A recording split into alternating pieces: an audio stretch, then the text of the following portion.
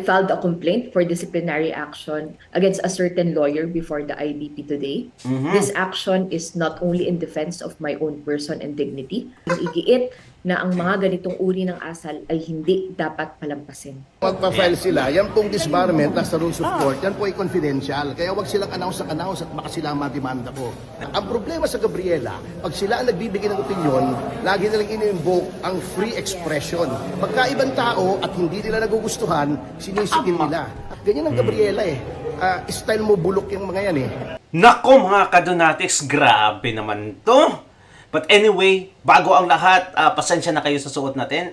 I'm reading comments, okay? I'm reading comments. Hindi ko naka-heart ang lahat, pero I'm reading it. And may nagsabi na wag daw ako magsuot ng ganito, but pasensya na talaga ang lahat mga kadonatics sa comment section because it's very hot here. Very, very hot, okay? Don't focus on me. Focus on the content, right? Thank you so much. Yes, yes, show! How do you read this? Yes, yes, yo! Topacio! Yan yung show mga kadonatics. Yes, yes, yo! Topacio. Nako! Today lang, nag-post si Attorney Topacio sa ex niya na account. At eto yung sinabi niya mga kadonatics. Kawawa naman. Grabe no? If you are fan of Attorney Topacio mga kadonatics, siguro alam mo tong show na to. Usually, eto yung sabi niya ha, shows are cancelled because they do not rate, alright? Tama naman mga kadonatics. Pag walang views, obviously, maka-cancel. But Aliw Broadcasting Corporation has canceled its top-rated show. Average 50k views per episode. Alright? Versus Karambola's 2k. Hindi ka na-cancel yung 2k mga kadonatics na views. It's all about the money and political pressure. But we will not be silenced. We shall survive and prevail. Yes, yes, yo, Topacio, we believe in you.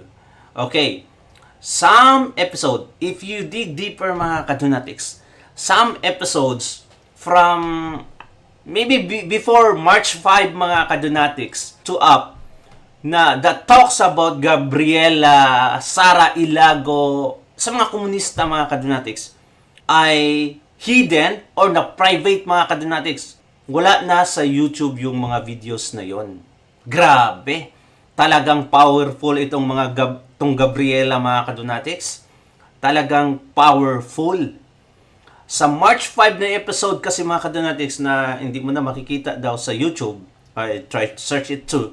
Doon, may sinabi si Attorney Topacio where in defense to Congressman Bong Suntay. Alam naman natin kung anong nangyari doon mga kadonatics, yung famous line ni Bong Suntay na pinagnasahan. It was just a joke. Si Ann Curtis, mga kadonatics, ginamit lang yun ni Bong Suntay na sabi niya, hindi lahat ng intuitive thought mo, mga kadonatics, ay krimen. Like for example, kung naisip mo na eto sa babae, mga kadonatics, it doesn't mean krimen na kasi you don't act on it, mga kadonatics. Yun din yung nangyari kay Inday Sara Duterte versus Bongbong Marcos. Alam naman natin yung storya, alright? Let's go on. Attorney Topacio defended that statement, mga kadonatics. Tama nga naman, sabi ni Attorney Topacio, hindi lahat ng mga iniisip mo mga kadonatics ay kasalanan na agad sa batas ng tao. Sabi niya doon. And adding to the insult to the Gabriela, sabi niya doon mga kadonatics na like for example, nung hearing sa kamera, naamoy ko si Sara Ilago. Pinagnasahan ko siya. Ay, naku mga kadonatics. Naamoy niya daw na, napaka-bango ni Sara Ilago. Ito nasa taas natin, right? But it doesn't mean I committed a crime. Kasi, andun lang yun sa utak ko. Tama na nga naman mga kadonatics, pero it was just a joke of Attorney Topacio mga kadonatics. The manner of the way he said it, the ambience, everything was a joke mga kadonatics. Ngayon, dahil etong Gabriela, napaka-sensitive sa lahat ng bagay, pero yung ginagawa nila mga kadonatics is distraction sa lahat ng bagay sa Pilipinas, pero pag sila ang titirahin mo, sobrang sensitive. Ngayon, pumalag itong si Sara Ilago. At anong sabi niya mga kadonatics? Which we are going to watch the video. Alright? At may sagot din si Atty. Topacio sa kanyang statement. Ito, panoorin lang natin ng mabilisan. I filed a complaint for disciplinary action against a certain lawyer before the IDP today. This action is not only in defense of my own person and dignity, but more importantly, in defense of the women I represent in Congress and the broader sector of Filipino women who continue to face sexism, misogyny, harassment, and attacks meant to degrade and silence them.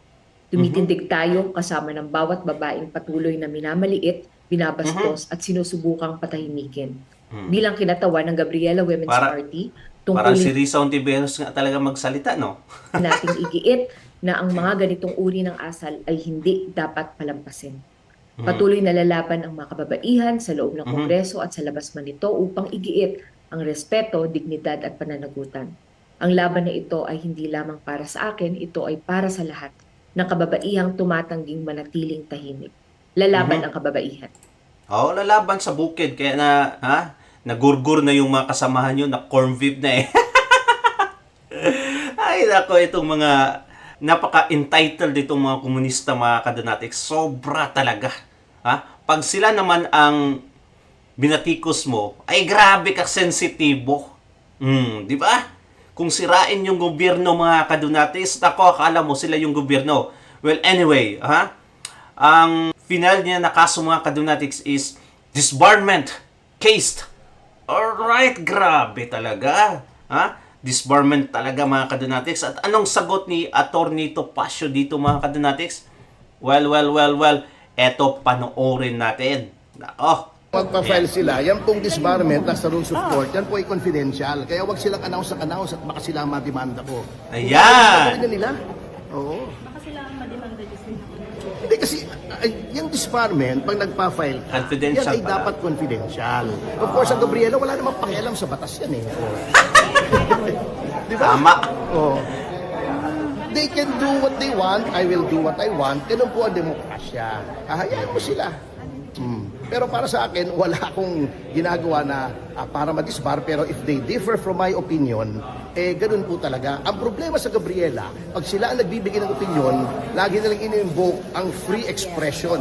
Pagka ibang tao at hindi nila nagugustuhan, sinisigil nila. Akalain yung sumulat sa istasyon namin, patigilin daw kami sa pagbabatikos ng Gabriela. Hindi ba? Sila ay party list. Hindi ba public interest ang kanilang ginagawa? Hindi ba may public official sila sa house? Ba't patitigilin kami? Ganyan ang Gabriela eh.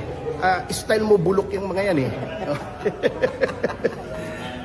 Very nice said. Alright, very well, mga Atty. Topacio. Yun, straight to the point tuloy, mga kadonatics. Headshot itong Gabriela.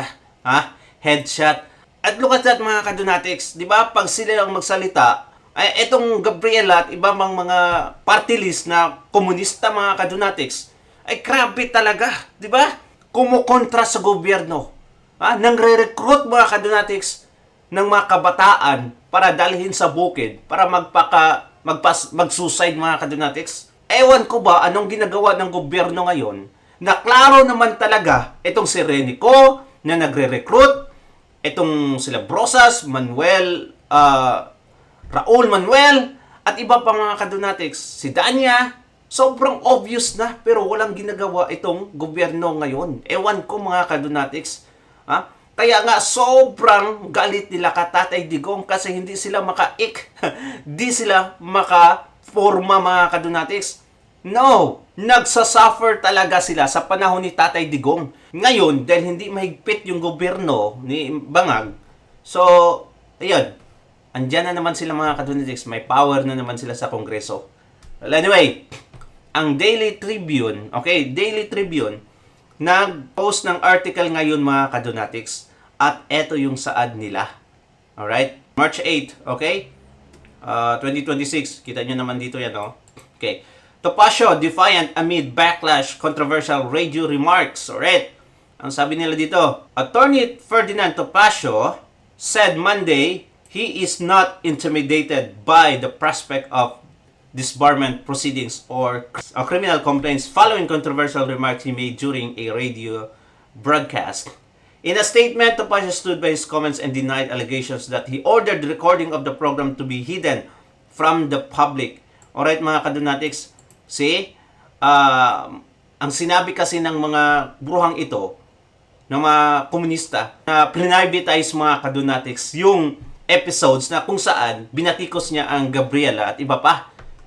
Pero, sinabi ni Atty. Topacio na, no, I was not the one, I denied. Ang actually mga kadonatics, ang station talaga ang nag-hide nito.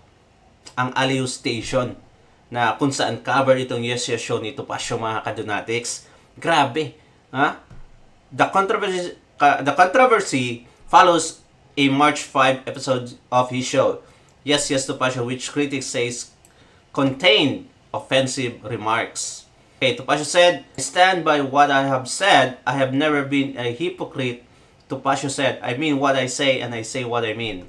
Okay, the lawyer also clarified that he does not own or manage the YouTube channel where broadcast originally posted. Social media users cited the video was set to private after drawing backlash online. Alright? The YouTube channel in question is not mine and I have no control over it. I have no YouTube channel. Topacio said, adding that his only social media presence is a sporadically used account on X, formerly known as Twitter. The issue gained traction after lawyer Jesus False suggested the video was taken down to avoid legal repercussions from women's rights groups. Ay, nako.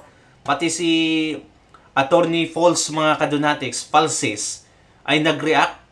Kasi daw, ang video na yon ay repercussions from women's rights group.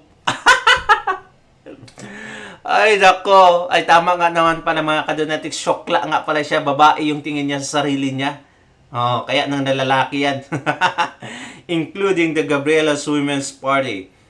Falsis indicated that Topacio could face complaints from the group and former representative Sara Ilago. Alright? Well, anyway mga kadonatics, so what do you think, ha? Grabe talaga, di ba?